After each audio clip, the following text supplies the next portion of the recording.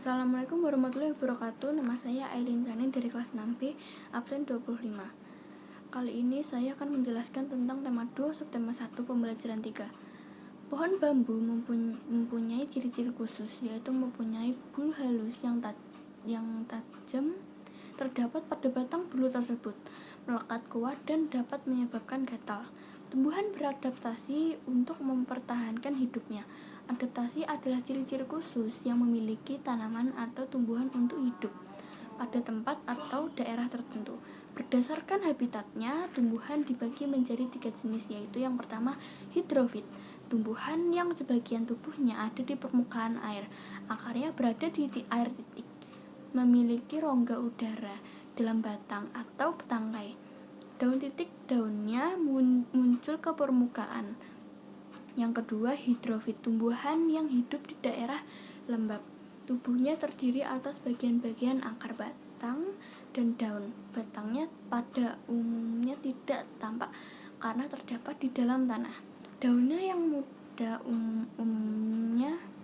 Yang ketiga, xerofit, tumbuhan yang hidup di daerah tumbuh yang kering. Tumbuhan ini memiliki daun tebal, sempit, kadang-kadang berubah bentuk menjadi bentuk duri, isi atau bahkan tidak mempunyai daun titik. Batangnya tebal dan mempunyai jaringan untuk menyimpan air.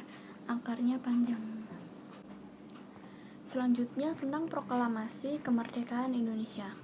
Proklamasi kemerdekaan Indonesia memberi makna yang sangat penting bagi bangsa Indonesia sejak teks proklamasi kemerdekaan dibacakan.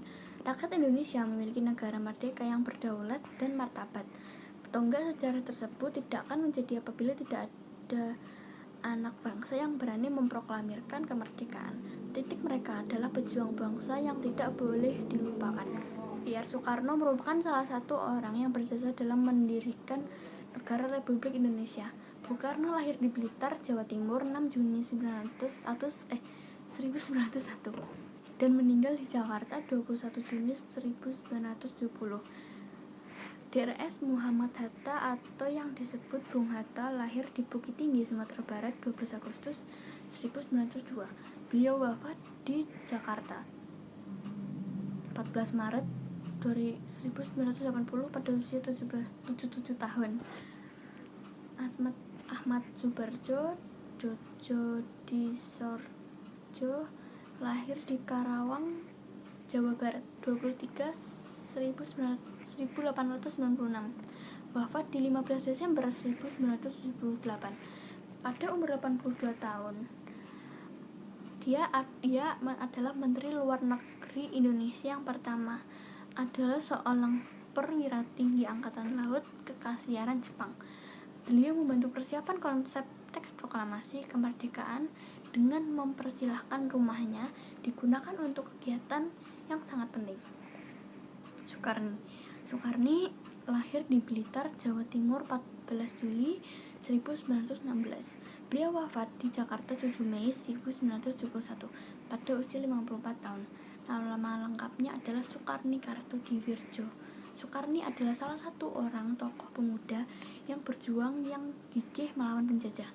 Fatmawati yang bernama asli Fatimah lahir di Bengkulu pada tahun 1923 dan meninggal di dunia di Jakarta pada tahun 1980.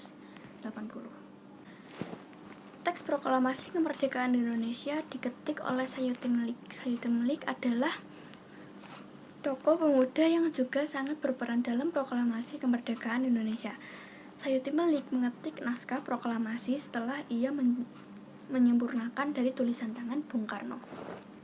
Sekian dari saya. Jangan lupa 3M, memakai masker, menjaga jarak, dan mencuci tangan. Maaf kalau terbelit-belit. Wassalamualaikum warahmatullahi wabarakatuh.